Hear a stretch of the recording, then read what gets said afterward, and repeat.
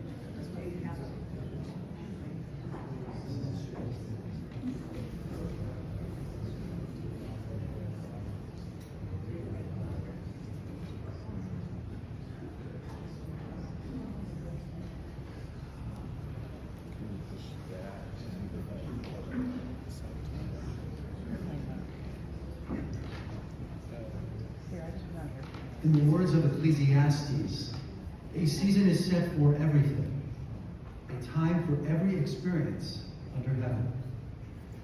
A time for dancing and a time for wailing, a time for birthing and a time for dying, a time for speaking and a time for silence, a time for seeking and a time for losing.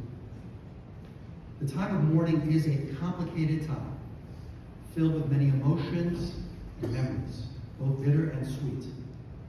We begin our service to honor the memory of John Groper, Zichrono Livracha, with the recitation of psalms and prayers, linking his life with our religious tradition and the eternity of God.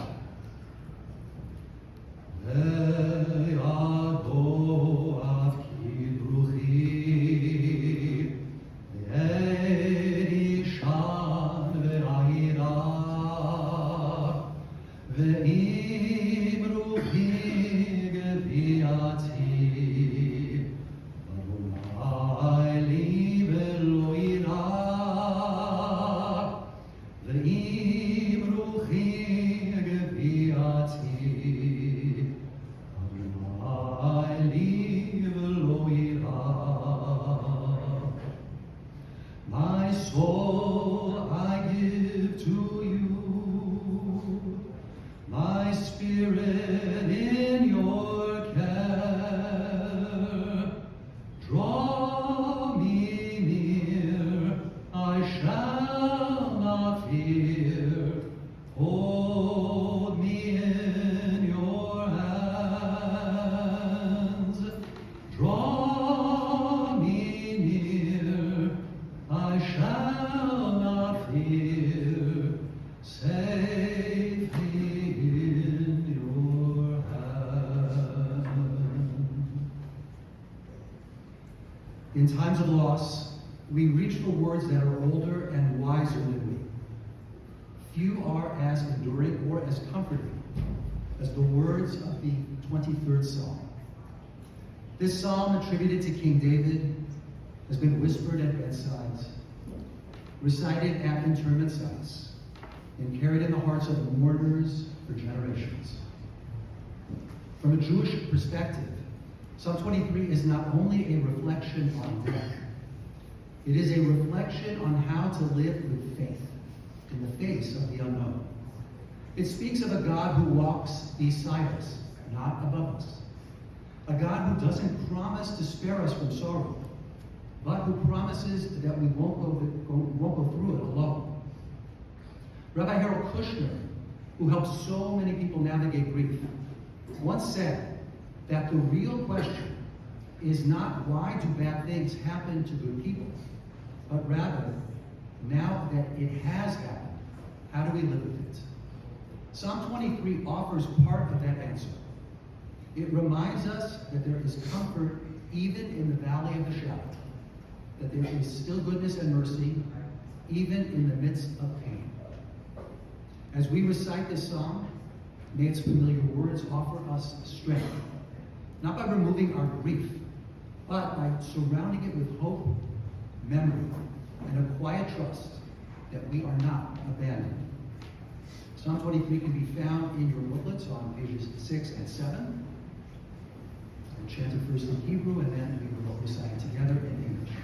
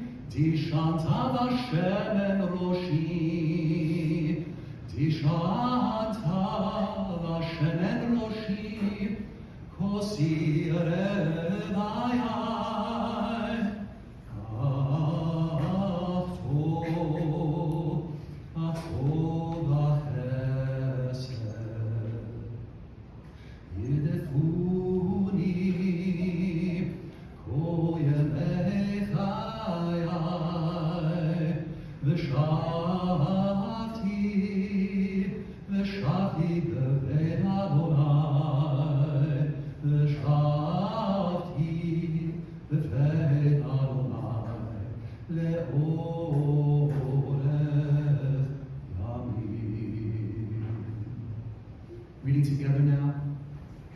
The Lord is my shepherd, I shall not want. He maketh me to lie down in green pastures. He leadeth me beside the still waters. He restoreth my soul. He leadeth me in the paths of righteousness for his name's sake. Yea, though I walk through the valley of the shadow of death, I will fear no evil, for thou art with me. Thy rod and thy staff, they comfort me. Thou preparest a table before me, in the presence of my enemies. Thou anointest my head with oil, my cup runneth over. Surely goodness and mercy shall follow me all the days of my life, and I will dwell in the house of the Lord forever. This time I'd like to share a poetic adaptation of Psalm 39. an ancient reflection on the brevity of life and the enduring hope we place in God. Tell us, dear God, what our term is. Tell us the measure of our days. Were we to know? We would know then certainly how fleeting life is, how quickly we drag. You have made our life just handbreadths long. Its span is as nothing in your sight. No one endures any longer than a breath. We walk about as mere shadow. Mere futility is our hustle and bustle, amassing treasure and not knowing who will gather in. What then can we depend on life? We shall depend on you. In you lies our hope. God gave us two hands, one to work and one to reach out to others. Dr. John Groper lived by that idea. Each week, he shared a quote with his students, words that inspired, challenged, or simply offered a bit of wisdom to carry through the day. It feels right to begin this hesped, this eulogy, in the same way, with a line that reflects not only his hands-on skill, but the generosity and compassion that guided everything he did. One hand to heal, and one to care. One to practice his craft with excellence, and one to hold up the people around him with quiet strength, calm presence, and great love. John Nathan Groper, Yaakov Nussim, and Label Asaro, was born in Toronto in 1938, the son of Lou and Sue Groper. He moved to Los Angeles when he was just 7, along with his sister Nancy. From a young age, he stood out, bright, charismatic, a born leader. Marilyn remembers him as the best-looking guy in the room, the one everyone noticed, and the one she married after meeting at a wedding in 1960. She was 19, he was 23, and together they built something extraordinary. They were true partners, joined at the hip. Marilyn brought the energy and the commentary. John brought the quiet conviction and clarity. They traveled the world together, every continent except Antarctica. And in between those journeys, they raised a family, grew careers, and shared in all of life's twists and turns. Professionally, Dr. Groper was a pillar in the field of pediatric dentistry. His practice in Westwood was highly respected. He taught at USC for 60 years, mentored countless residents, and developed tools and techniques still used today. He was voted Faculty of the Year so often that they eventually had to stop giving him the award. But what people remember most is not just how much he knew, but how deeply he cared. He understood his students, his patients, and his peers. He believed in people, and that belief changed lives. Outside the dental world, he was a sculptor. 85 pieces over the years. His art told stories, bodies, shapes, movements, sometimes playful, often profound. He was also an inventor, a builder, as his son Rick put it, a fixer. He could spend 4 hours putting together a piece of furniture from IKEA with Rick, without giving up, because that's who he was. If something was broken, he would try to mend it, whether it was a bookshelf, a dental tool, or a moment of hardship in the life of someone he loved. To his children, Rick and Tracy, he was rock solid, dependable, present. Rick remembers his dad showing up in both good times and bad, offering support without judgment, care without condition. Tracy shared a love of golf with him, especially their early morning tea times at Mountain Gate, just the two of them, side by side. To his grandchildren, Zach, Danny, and Caleb, Andrew, and his wife Casey, and their 2 children, Kip, and his wife Peggy, with their their child and another on the way, and Emma with her fiance Trevor. He was simply Gramps. John was blessed with 6 grandchildren and 3 great-grandchildren, with more soon to arrive. He was so very proud of them all. In a poignant twist of divine timing, his 3rd great-grandchild, little Gigi, was born just 4 hours after he passed. A quiet reminder that life goes on and love does too. Dr. John Groper was the kind of man who made the world better just by being in it. He was strong, private, dignified, and deeply devoted. He supported Marilyn in every season of life. Marilyn said that there was never a better husband, ever. He spoiled her and was devoted to her. To you, Marilyn, I pray that God comfort you in the midst of this most painful loss. John mentored his students with care. He cherished his family, his entire family, his wife, his sister Nancy, children, grandchildren, and great-grandchildren all, in a pure and honest way with his whole heart. We grieve his loss, we honor his memory, and we give thanks for a life so fully loved and lovingly lived. Zichrono livracha. In John's memory be for a blessing. Let us say amen. We have a number of speakers this afternoon who wish to share some thoughts and insights into John's life. First, I'd like to call upon John's son, Rick.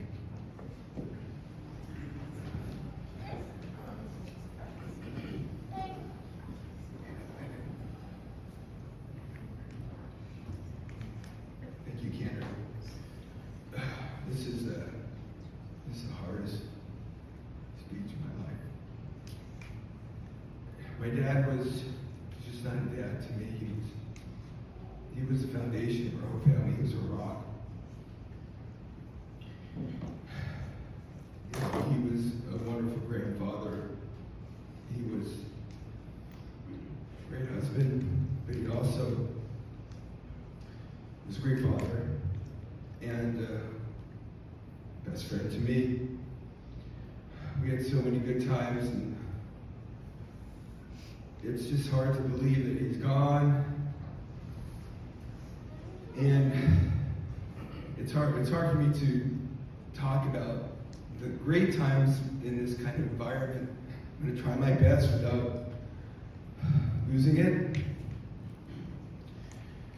I know a lot of you here are here to pay respects to my father, and I really appreciate it. It's a wonderful crowd that you have here, and I'm so glad that you were able to come. My personal memories of my father really could be summed up in 4 different areas of his life. First was golf. Second was, and by the way, that was the one huge disappointment in his life, was that his son never shared his love of golf. Sorry, Dad. You got my sisters. Second, I'm trying to talk about it in a light way here. We've shared many Saturday afternoons, every fall, every home game. My dad and I, we went to USC football games together. His love of the Trojans, he imparted to myself. We spent many Saturday afternoons at the Coliseum. We started in probably 1970, my first memory, 78, with a victory over Notre Dame. I'll never forget forget that. It was a kick at the last second, 1978. I think that was the first memory I had of him. And we shared so many joys with each other. And then with my son, Zachary, who came along later on, and we never missed a season. Even last fall, my dad, who I noticed something was wrong with him. He slowed down a little bit, but he would never, ever admit to not wanting to go to a USC football game. I didn't know what was going on there. I had no idea that he had cancer. If I did, I would have probably helped him a little bit more up the stairs and been a little kinder to him when he wanted to leave early, because I always wanted to stay to the end. I wish I had those days back. It won't be the same. You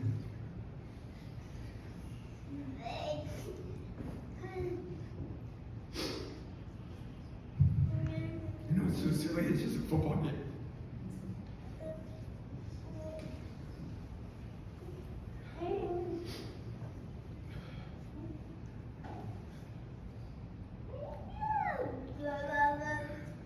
Hi, Caleb. It's with my wife. He's laughing. The third joy, and I won't take too much longer, I promise. I don't like when people blather on either. Fly fishing. It was at a time every summer, my father and I, since 1989, we go fly fishing together, and it was a Grover ritual. We would go everywhere from Montana, Washington, Idaho, Colorado, what other states? Utah, Oregon, California, Nevada, everywhere there was a fly fishing stream. We would go, different one, New Mexico, a different one every single summer. We even had a little competition called the Groper Cup, where we would, put whoever won the most fish, we would put a little plaque there and their name would go. And my son Zachary joined the crew in 2009, and we continued until last summer. Again, didn't know he was suffering. He never let on. He was a rock of a man. Never admitted that he was weaker. He would go and fish and fish and fish and fish and fish. And I knew it was, something was wrong. I didn't know at the time.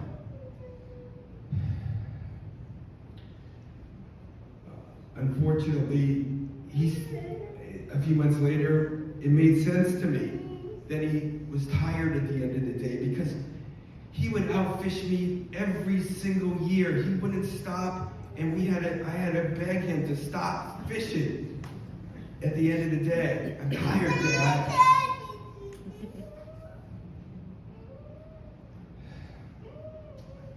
But that was the case, and he was a great father, Finally, the last thing he enjoyed, again, you're going to hear about these things, these sculptures. Hundreds of sculptures in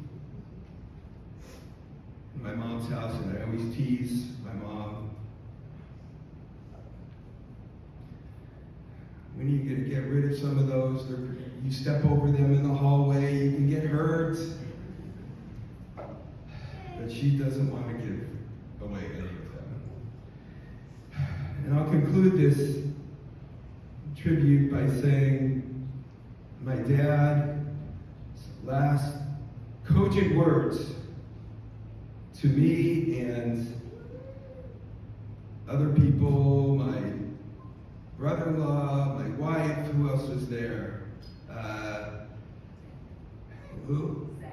Zach, Danny, we were all shooting hoops in the back. And his last words were, honey, please don't let them break my pieces. No joke, those were the last words he ever said. But I'll never forget him, and he was the greatest dad in the world. And I thank you for coming.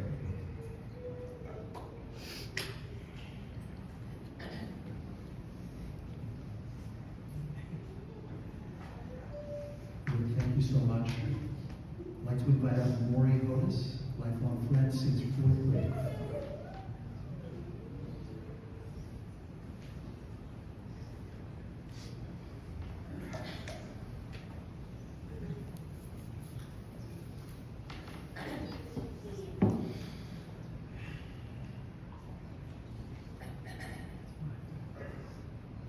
That was a tough act to follow.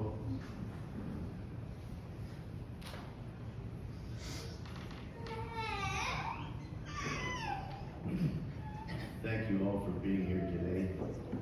I'm honored to share this time with John's family, friends, and others in remembering his life. John and I have been friends since the 4th or 5th grade at Rosewood Grammar School.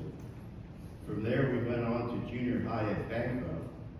We belonged to a club with our friends called the Sultans. I'm sure there are a few of you here today.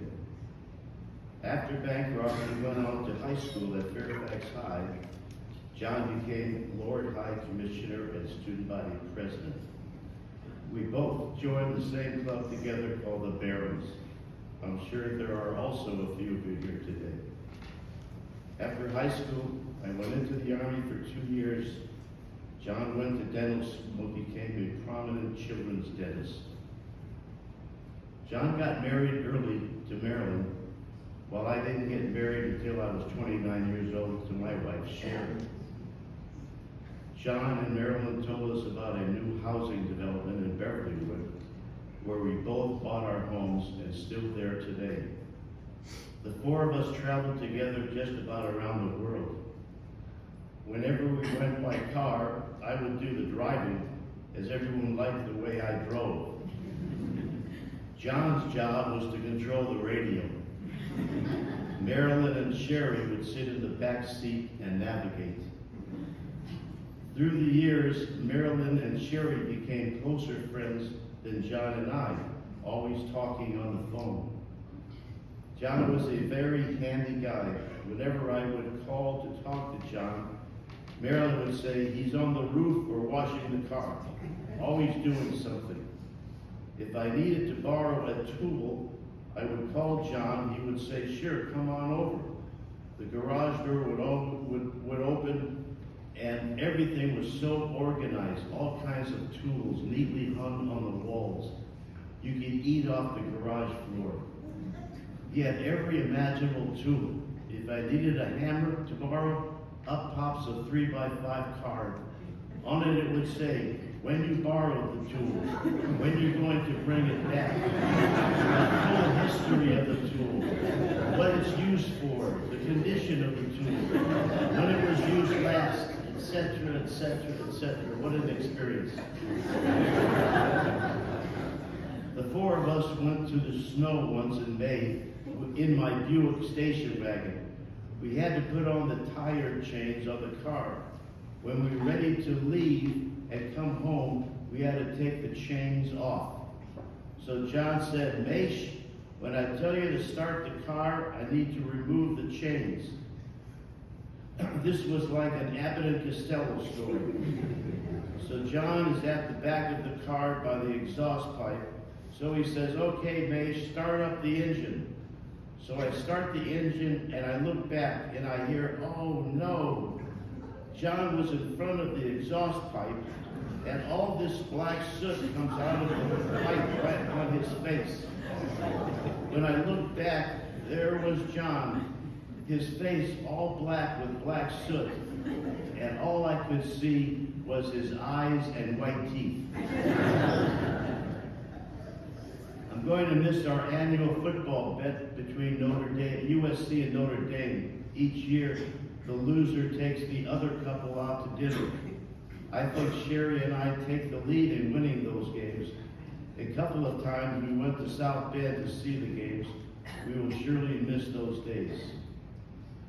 In closing, for all those that are gathered with us today, I ask that you join me in honoring John's life by practicing the values that he held so dear. Be kind, be loving, enjoy life, and live life slowly. Thank you.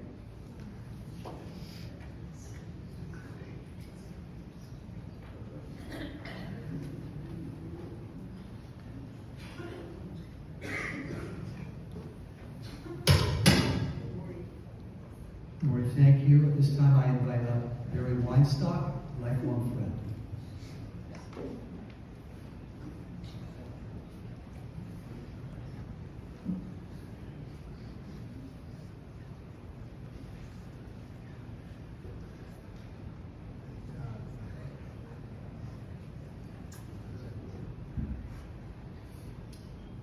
Ken, the first thing I would like to do is thank you for all the kind words you have to say about Johnny. John Grover, the finest human beings I've ever met. We were best friends over 70 years. However, we first met when we were about 5 years old. We were both born in Toronto, Canada. My father had a grocery store. We lived behind the grocery store. The Grovers lived across the street, 1 block to the east. And they'd bring their little Johnny in the store, we'd see each other, and we'd talk. We never became friends because I went to a grammar school to the south of Eglinton, and Johnny went to the north. Over all that changed when we met up at Bancroft Junior High School and continued through Fairfax and UCLA.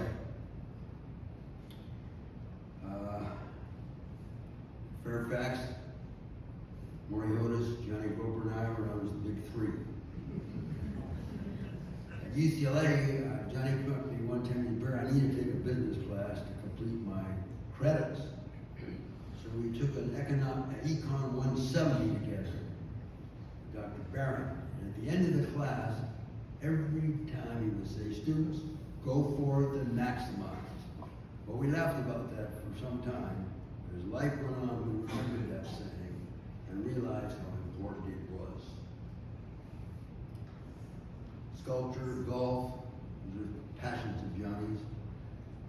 We were both members of Mountain Gate, and our lockers were across from each other. When I turned 60 years of age, I got a gift from John Grover. It's a piece of sculpture. Well, I was touched. I've never received a gift from anybody that they created. So Johnny gave me this gift, and I was very appreciative, and I had to figure, what could I do to reciprocate? Well, I had an idea.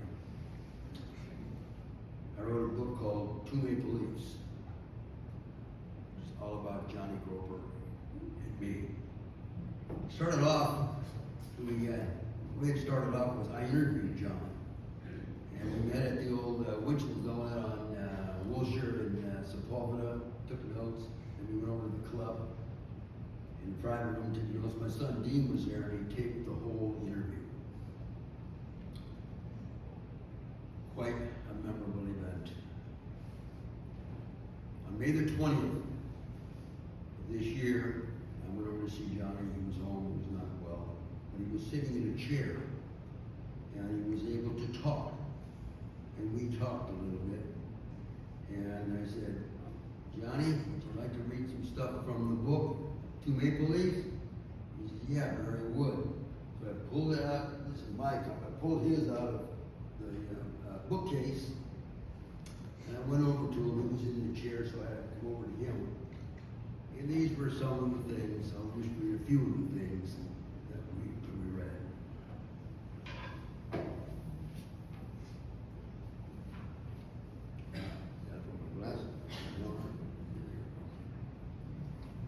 The subject was Frank. In the book, there's Barry, Johnny, and Ishmael, a narrator. So, I said, Johnny, this story is about friendship between two guys and what that means. It appears to me that to understand friendship, you have to feel it. It's not something that you start by looking up a definition of a book or sometime late in life. It starts early. It sure started that way for you and me, Johnny. Johnny replies, friendship is knowing, always knowing, that the other person is always there if you need them. Friendship is trust. Friendship is mutual admiration. Friendship is love. I think that's what it's all about, Harry. And I replied, you can't have love unless your feelings are unconditional. That's the way it's always been between you and me, Johnny. Johnny said, that's true.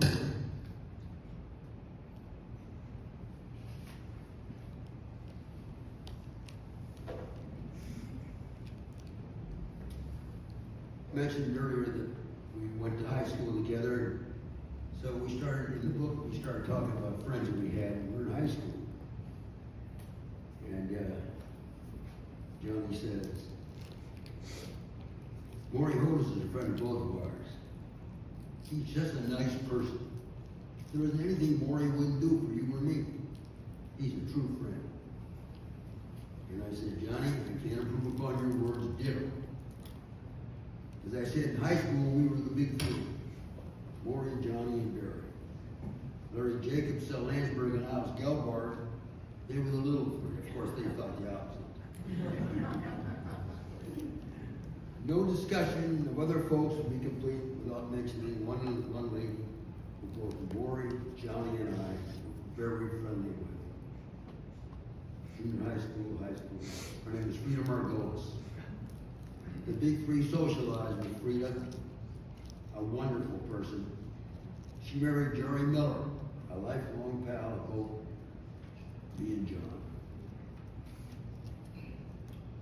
I mentioned Johnny as the morning. One of his passions is sculpture. He learned sculpture from going to Brentwood Art School, owned by our mutual friend Eddie Butwin, who we both love. He taught Johnny sculpture, and boy, did he take it up in a big way.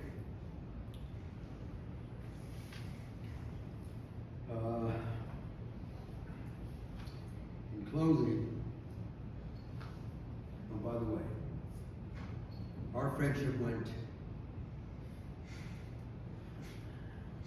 junior high school, college, pre-marriage. We had an active single life together.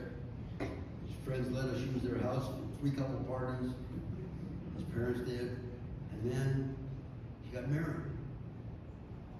And I said, Johnny, what does marriage mean to you?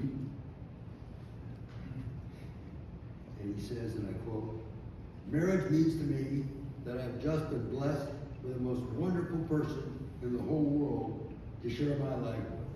I couldn't have asked for anything better than what I've got, Marilyn Alch. I was best man at the wedding. Ellie and I were friends with the Gropers ever since, until this day, until the day Johnny passed. Closing, I just want to repeat, Johnny was one of the finest individuals I've ever met. He was kind, fair, honest, loving, and most of all, very concerned about his family, about his friends, his students, and anyone he came in to come to. God bless you, Johnny. I will miss you.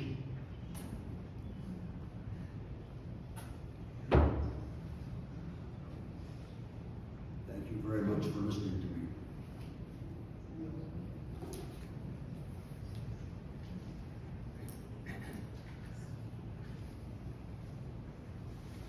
Barry, thank you so much for those beautiful words. At This time I'd like to invite a lifelong friend, Bob Walter.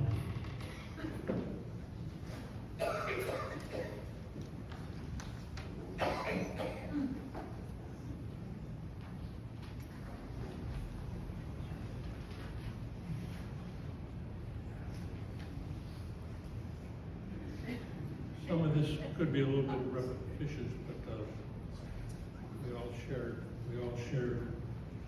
this wonderful memory.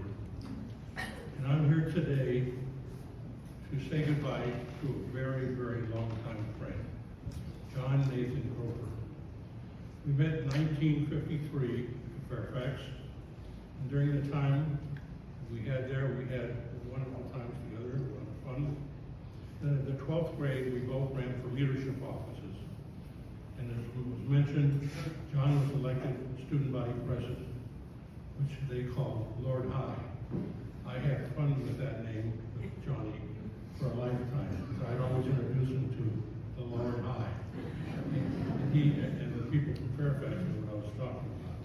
I was elected vice president of the senior class, and we worked together towards graduation.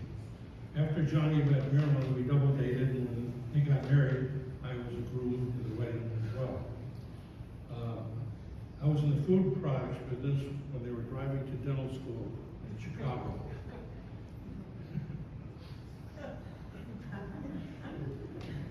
So, you remember.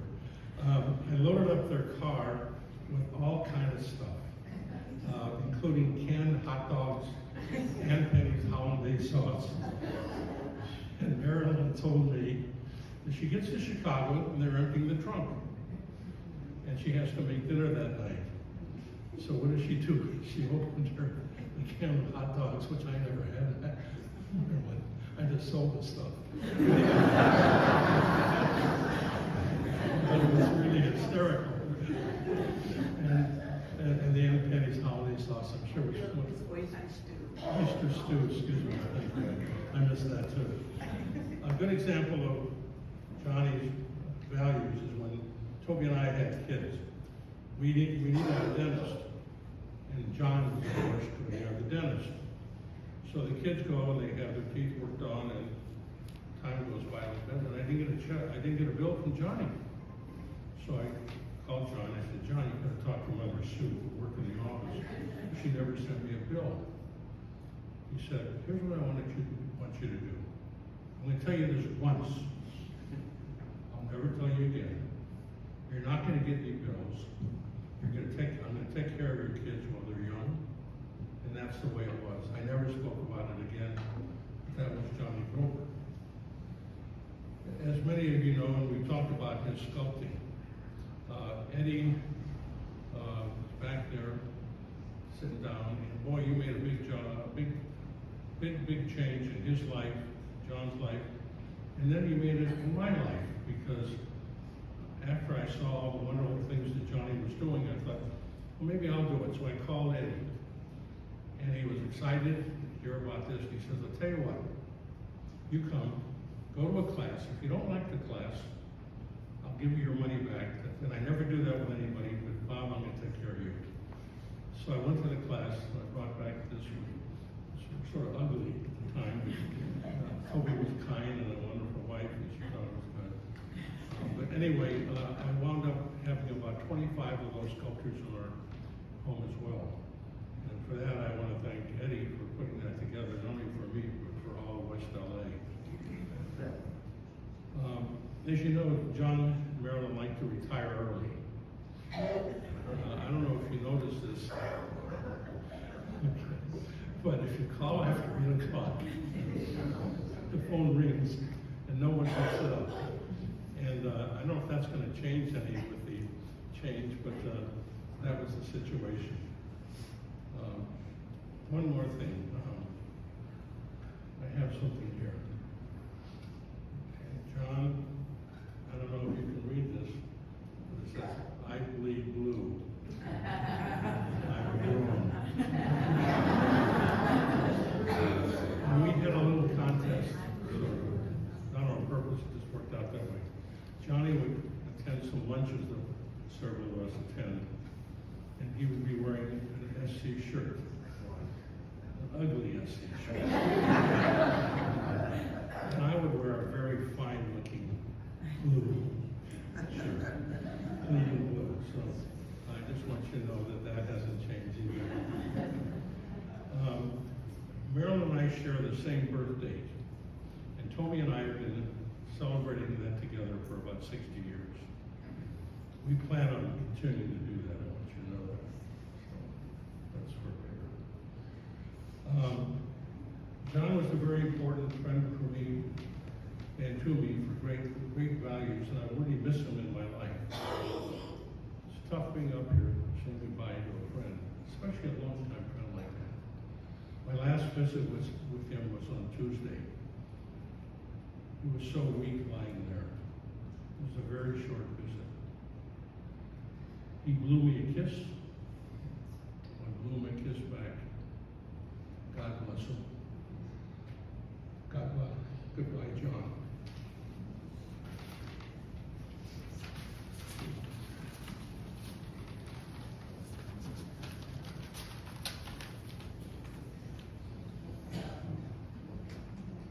Bob, thank you. At this time, I'd like to invite up pediatric dental colleague and former student, Jose Oviedo.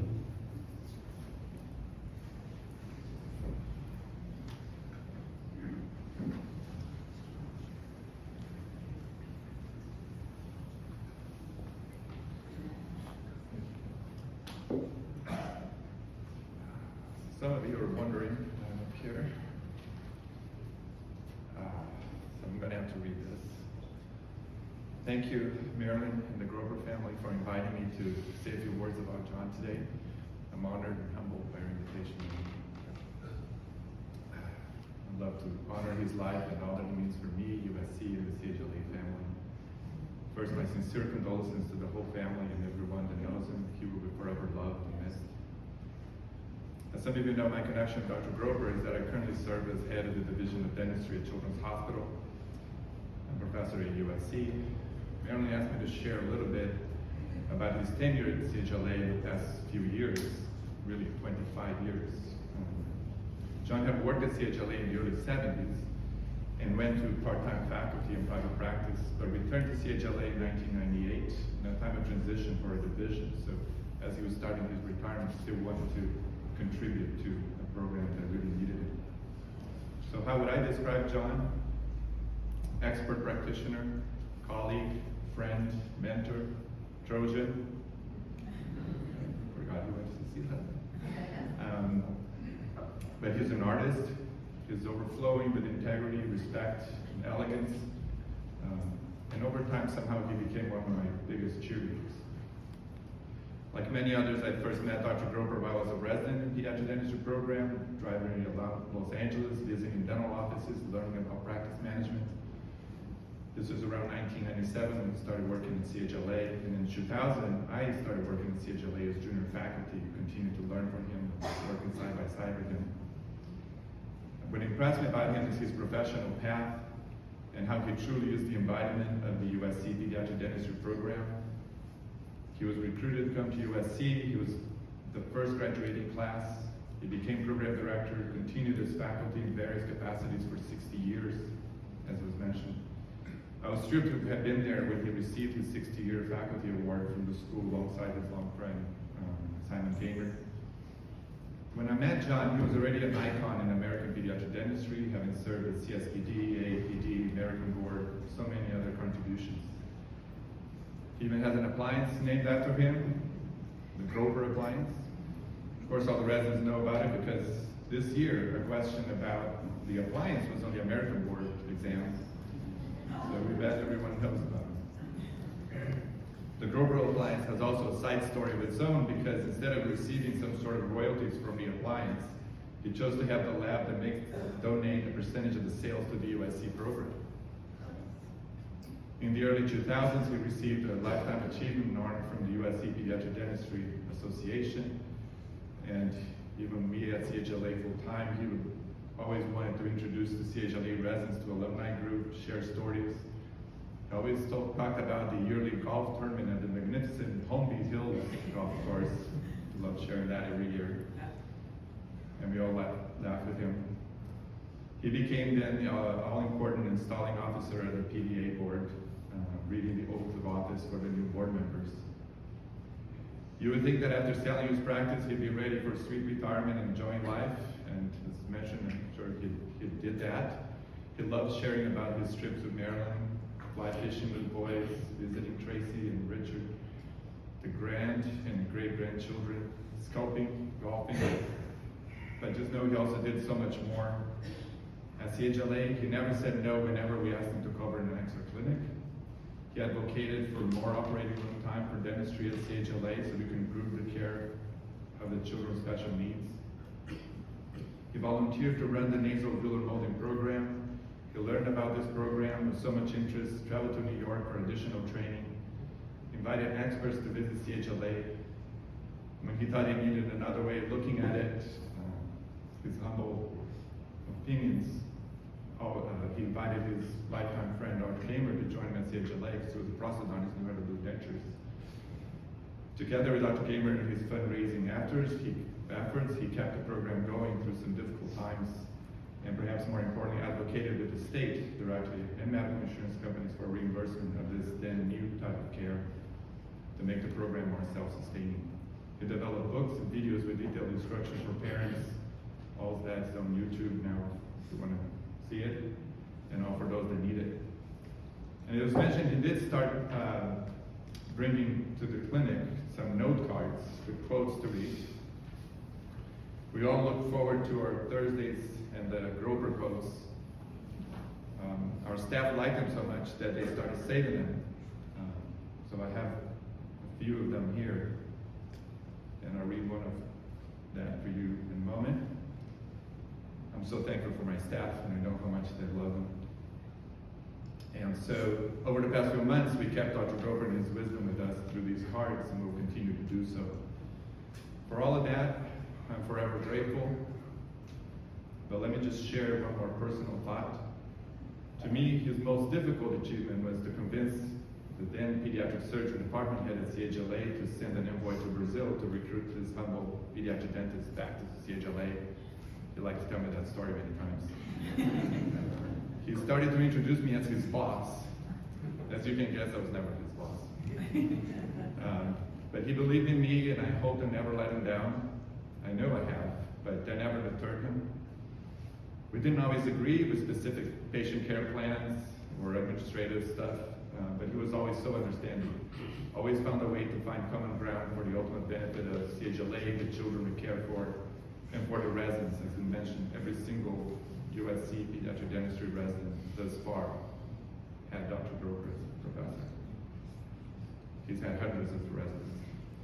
At times, he would go above and beyond. He would go directly to our department head or CHLA CEO to advocate for support of our division, and it's so great. He would sometimes be told to follow the chain of command, which he did not appreciate, of course. He wanted to go to the top. He mentored me through some tough moments, and I know he was my biggest cheerleader at work. At some point, I might have started to believe that I was a special person to him. He tried to teach me golfing, unsuccessfully. The ball's too small, I'm sorry. And even had me start calling him John, not Dr. Grover.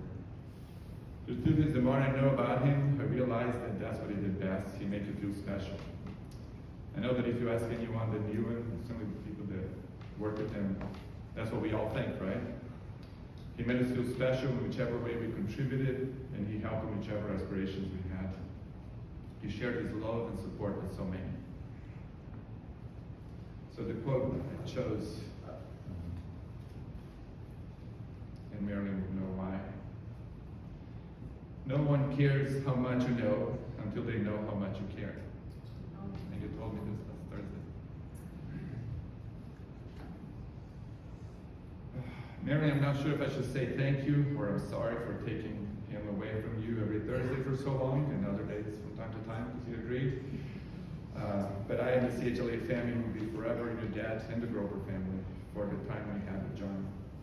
His legacy will live on at USC and CHLA and in our hearts. Thank you.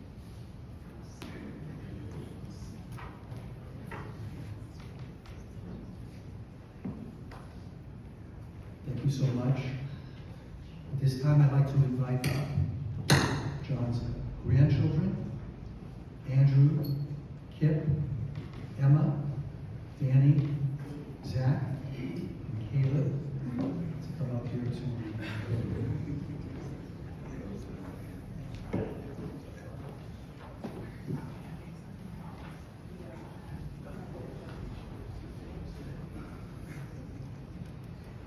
Before I was going to go up here, I prepared a speech that I was going to say, which I'm going to talk about. But, thinking, hearing what my dad said, I just want to touch a little bit more about, my personal relationship with my grandpa. And, he's probably one of the greatest men I've ever met in my entire life. I mean, truly, the things he's done in his life have been extremely impressive. And, he's touched me in a lot of ways. My dad was talking about all the fishing trips, all the football games, and everything. But a lot of times, what I love most about my grandpa was the personal time he had with me. And, whether that was, just going to lunch or going to gym with him or going, to the driving range and him teaching me golf, those were the kind of stories I relished. I was talking to my grandma yesterday about this, and I didn't even think about this in years, but when I was on Pico Boulevard with my grandpa, and he was driving me around, and we're nearing the Rancho Park, he used to have me go and pick up golf balls, because that was his obsession. Right?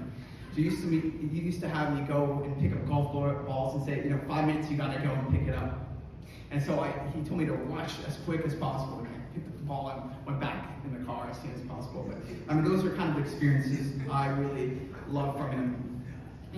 Also, I really wanted to honor my grandpa because, thinking about him in his life, he's done a lot of things. And, one thing that I thought of, what my grandpa emulated was how stoic he was. And he emulated it in a lot of ways. He practiced virtue and he never allowed emotions to dictate his own actions.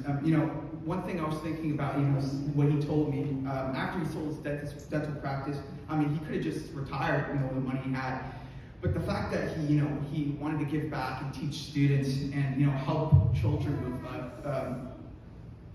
with cleft lips, I thought that was really impressive. And I thought that was extremely virtuous because, I don't know if I could picture myself doing the same as him. A lot of also, as a grandpa, father, husband, he was always there. He was always there in my life. And to me, that was something that was really important because, a lot of people couldn't spend the amount of time with their grandparents as I did with mine. And, we fished together, we watched football together, we joked around together. But, just him being there was, one of the best experiences of my life. A lot of times, a lot of things I never forgot about him because he's very unique as a person. Just watching him do a lot of things. He always did things with a clear mind. Whether he was sculpting, as a lot of people talk about, whether he was, fixing stuff around the house. He always did stuff with a lot of focus and composure. And he never let emotions cloud his judgment. And for that, I really respect and admire him as a person. His morality, sense of duty to, his dental practice, and his overall goodness. And for that reason, I want to try to emulate him and become the best man I could be. And if I can be half a man as he is, then I would see that as probably, I would say that I would lived a great life. So, thank you.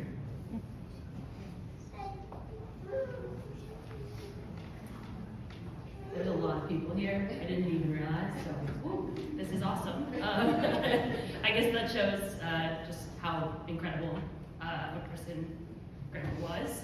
This is incredible to even see. So, my grandpa, or I actually have a new name, a different name for him called G-Paw.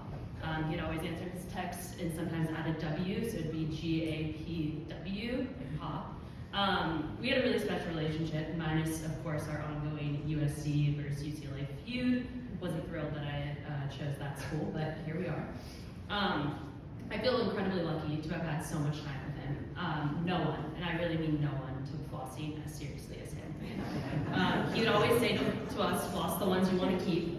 and also tell me that I was the worst patient he's ever had. And he's had a lot of patients, so that is saying something. I used to scream and cry for hours, and it was my grandpa, so I don't really know why. I actually love the dentist now, so I guess it worked. So when I was a kid, Grandpa used to take me into our hall closet of our old house, and you'd spend what felt like hours making hand puppets and acting out shows together. I know it might sound a little creepy when I say it here now, but for me, those puppet shows were pure magic, and they've become one of my core childhood memories. These last few months have been pretty hard on all of us, especially my grandma.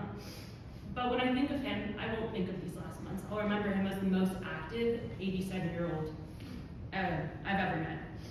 The morning of my engagement this past November, we were lucky enough to be staying with my grandma and grandpa. And my fiance Trevor got up early to use the bathroom and walked straight into grandpa. And I'm talking like an inch from each other. And in his skivvies, grandpa was not as skivvy as Trevor was.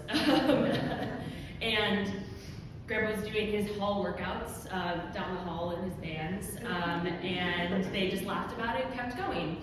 So now, whenever I tell the story of our engagement, I have to mention that the first person my fiance saw that morning we got engaged wasn't me. It was in fact my grandpa.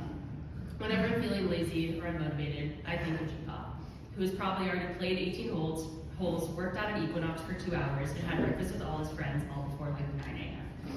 And I know he's still doing that now, just at the best course he can possibly play at with a lot of sweets.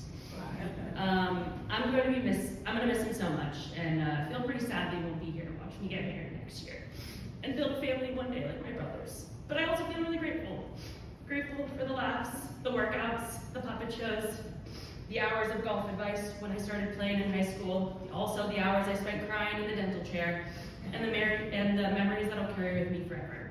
He was one of a kind, and I hope that I can live a life with even half the energy, kindness, and humor that he did, while also being so in love with my partner as he is with my grandma. I'll really consider myself very lucky. We love you, G-Pot, and yes, I will keep flossing every day.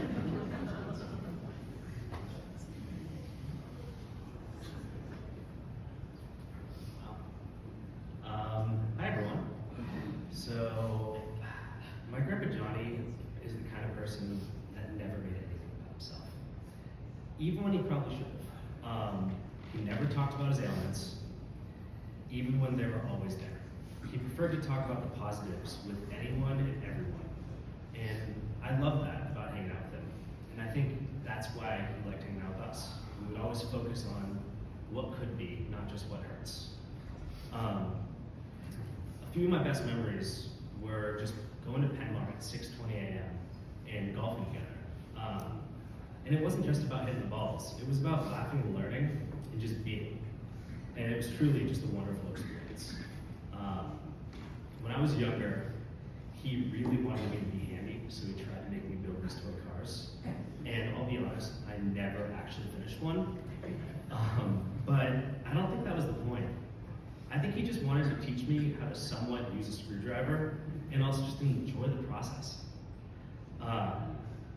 For years, we had this running joke that we would trade t-shirts because we did the same size. And we both knew it wasn't about the t-shirts. It was just a tradition that we had together to be connected. And I mean, we still did it until he passed, which it's been great. On top of the t-shirts, actually, he gave me a 1970s white suit with two-tone shoes, and I actually wore that on my first date with my now wife. And that outfit, I mean, it had history, but it had some style, and I think it had a little bit of a spirit in it. And he had quite a way of showing up at the important moments, and I think he kind of will still and always do that. So, I mean, in total, like, he gave me tools, some literal, some not, and he gave me his time, which, I mean, it means more now, more than ever, and I really miss him. And I'm trying to carry him in what I do every day, and what I want to build, and how I want to live, and I'm going to love him forever for that. Thank you.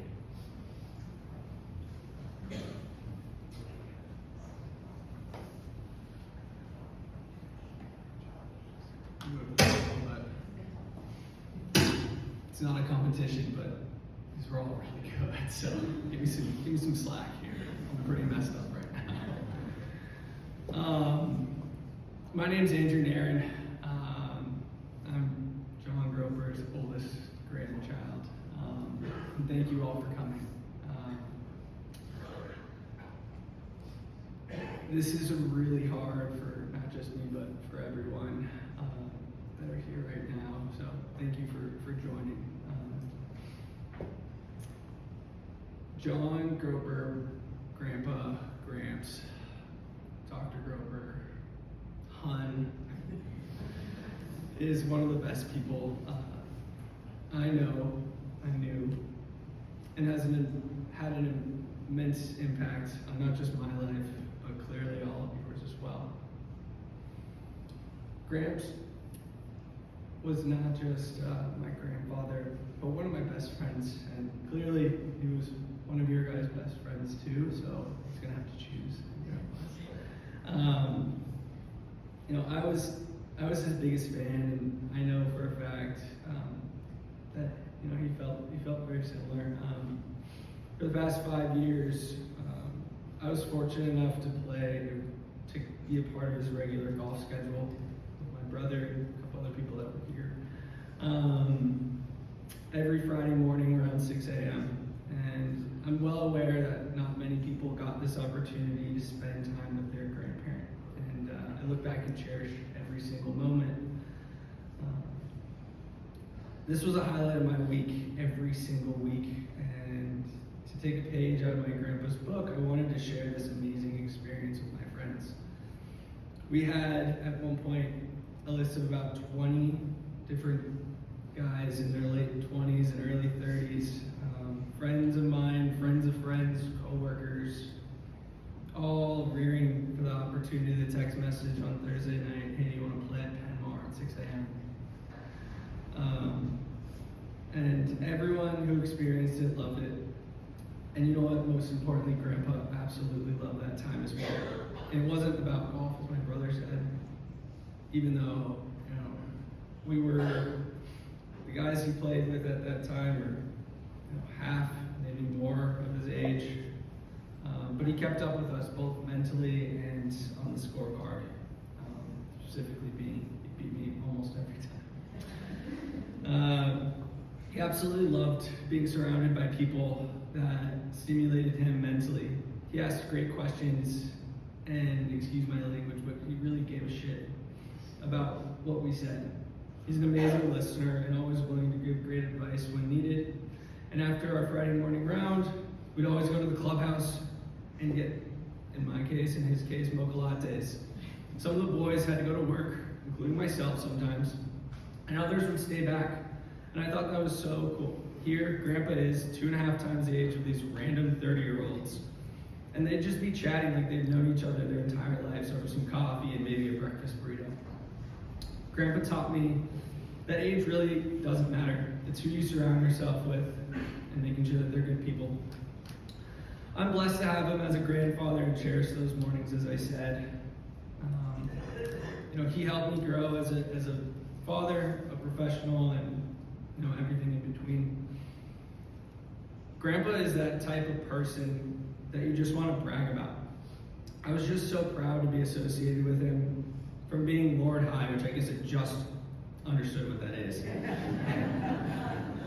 to playing golf at UCLA, to being one of the first board-certified pediatric dentists in in LA, being an amazing artist, and most importantly, a truly fantastic friend, brother, father, grandfather, and husband.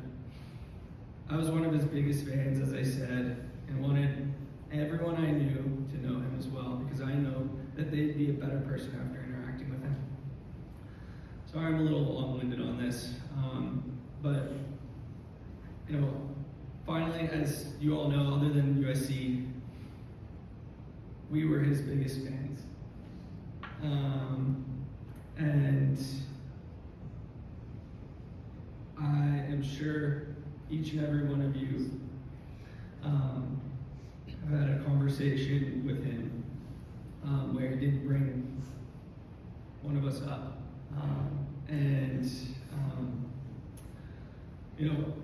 So here's a little update on my life. My wife gave birth to my daughter 3 days ago. And she is doing great. My wife is doing amazing as well. And they send their love.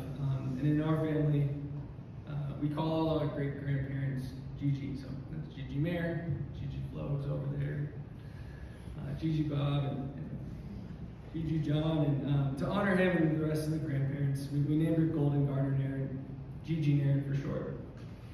I love you all so much, and Gramps, thank you for everything. See you later.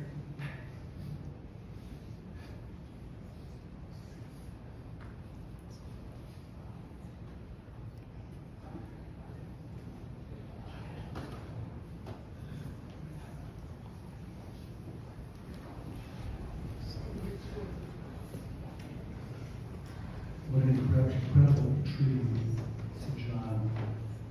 Blessed grandchildren of such high caliber. Just so beautiful to hear that, for them to express it. Thank all of you for sharing that.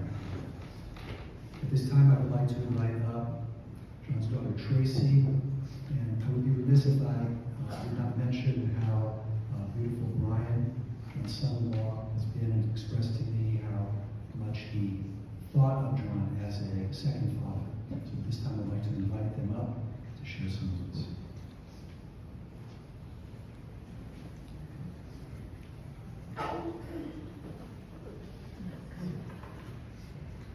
I wasn't going to say anything, but I have to say something. I'm the worst public speaker because I'm going to start crying. But my dad was very funny. He had literally hundreds of sculptures all over the house and garden.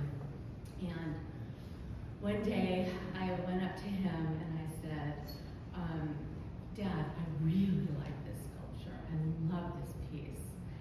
And he looks at it and he goes, no, you can't have that one. I go, you're kidding. You have hundreds of pieces. He goes, no, take that one. And it was so ugly. It was like gold and it was horrible. So then he actually took that sculpture, the one I did not want, and he repainted it to a color that I wanted. And I go, no, I'm not going to take that. So that was one kind of silly story. The other thing, I always made him cookies. And he, just even a couple weeks ago, I always got stopped in TSA with my cookies and my banana bread. And he says to me, he goes, do you have cookies? And I said, of course I have the cookies. And that was like all he was eating, so yes. And one last golf story, and then Brian will speak because he's very eloquent.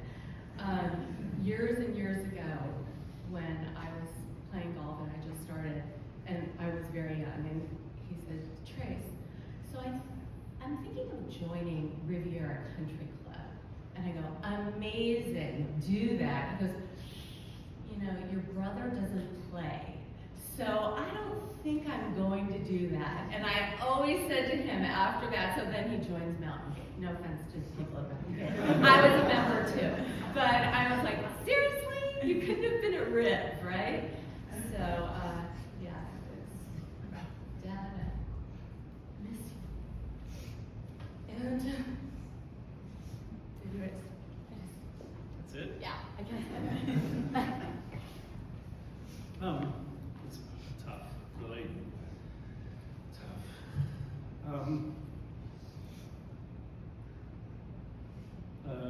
Cantor Keith, thank you. Beautiful words and expressed about a beautiful man. Trace your heart fall. Well, let's see. Thank you everyone for being here too. It's a great turnout, and I'm not surprised, given the kind of person John was and will always be in our hearts. I'm going to start off by saying something that I don't think I've ever said in a serious manner before, and that is in honor of John. I will say it now, and that is fight on. We went to UCLA. And I think he would want us all to fight on too. I have a friend who's here who texted me in that vein Thursday or Friday morning after he found out that John had passed. And he said, you know, when John gets up to heaven, John Robinson and John McKay will be waiting for him. I thought that was really sweet. I think John would like that. So let's see. I met John over 40 years ago, and I was a college student at UCLA and dating and very seriously his wonderful daughter, my wife Tracy. And John included me in his life in the biggest way immediately. Golf, grueling workouts at the Century West Club, like stupid things like medicine ball sit-ups for an hour at a time. And I really think he was putting me through a bunch of tests to see if I was up to the task of being married to Tracy. So he would humiliate me regularly on the golf course because he was really good. He would humiliate me in the gym and make me do absolutely torturous things that I didn't want to do. And then he was kind enough to say, well, you've been in college for now 3 or so years, you probably haven't been to a dentist, why don't you come by my office and I'll check you out. And I was like, okay, why do you insist? And he takes one look at my mouth, and he's like, you need a bunch of cavities to fill and maybe even a crown. And I'm like, how can that be? My teeth feel fine. But he had certainly no monetary incentive to do any kind of work on me because he wasn't going to charge me. So I assumed he just wanted to test how tough I was, as he minimized on the Novocaine and put me through weeks of torture. But I, like him, was fairly stoic about it, and I think he approved of me after that point, because when I asked his, as is, I think, a respectful thing to do, I asked his permission to propose to Trace before I did. And he said, of course. So I passed the test, and then I said, John, you know, after we get married, what should I call you? And he said, I don't really care what you call me. And in this old school jokey way, he said, just don't call me late for dinner. I thought was a classic. But seriously, I mean, I'm really incredibly blessed to have had John in my life. I am blessed to have an amazing dad who's sitting over there, who's a role model and an incredible man. And I'm doubly blessed to have another father in John, who he taught me so much about being strong and being responsible and having incredible character and incredible wisdom for the years, and a love of family, which I truly love. And he was a leader in so many ways, and I look up to him and I've taken so many lessons from him that I'll never forget. And I'll never forget all the great times too, all the great times we had golfing, all the great family dinners, all the times he came and watched our kids play sports and flew around the country to watch Andrew play football, and just, you know, would be there at, you know, weekends with the kids, and so many amazing times. He's incredibly special, and I'm also incredibly blessed to have a mother-in-law like Marilyn, who is like, I have a great mom. Excuse me. Another great mom. So, thank you for that. As Andrew mentioned, John passed on Thursday afternoon, and 4 hours later, our third grandchild, our first granddaughter, Gigi, was born. And this has been a crazy week emotionally for us. And I'd like to think that as John's spirit passed, his spirit passed Gigi on her way into the world. And in a certain way, I think there's a connection that will always be there. Anyway, I think that's it. I don't want to cry anymore. But I do thank you all for coming. John, I love you. I'll miss you. Thanks.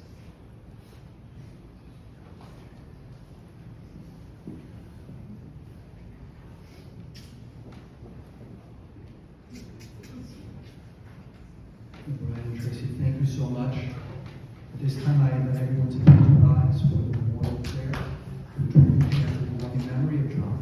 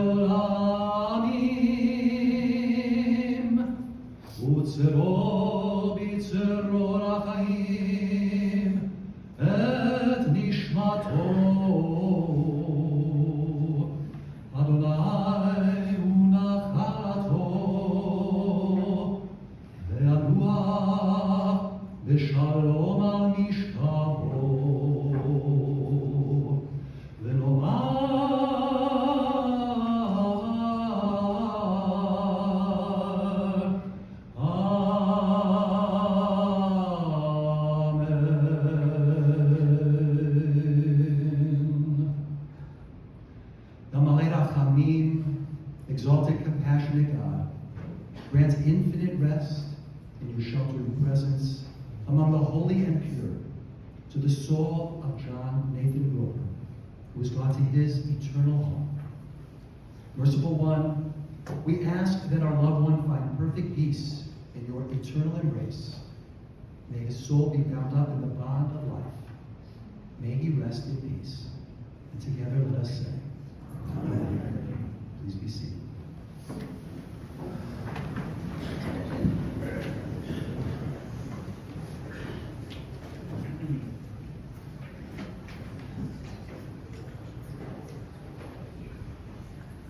Ladies and gentlemen, Cantor Miller will conclude the service at the interment site. In just a few moments, I'm going to ask the immediate family, the casket bearers, and the honorary pallbearers to please come forward. I'm going to ask that all the guests please make your way out through the double doors to the front of the chapel.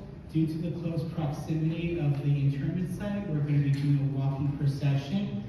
Those that feel that you cannot do the walking procession and you feel that you need to drive if you're parked on the street, just please remain in your cars with the engine on. The funeral coach is going to come forward. We're going to be making a left out of the parking lot. The family, the pallbearers, and the honorary pallbearers are going to follow behind. And those in the front of the chapel are going to be ushered into the walking procession. Those that feel that you would like to drive, there'll be an attendant outside. Once everybody has safely walked past the chapel, You'll be ushered to go down the street. It's going to be down the street to the left, down the left, and it'll be on the left side of the street.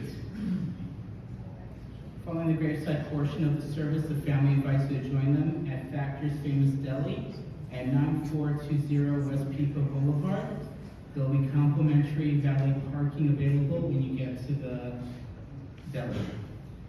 The following have been asked to serve as casket bearers: Brian Nairn, Rick Roper, Andrew Nairn, Zach Roper, Joe Altschul, Steve Altschul, Noah Marks, Kip Nairn, honorary pallbearers: Maury Rhodes, Barry Weinstock, Jose Polito, Alan Sattenberg, Dan Pandela, Richard Gullickson, Bob Nairn, Bob Waldorf, Jerry Kirschbaum, Dick Scheinberg, Bob Garfield, Simon Gamer, David Good, Don Davis.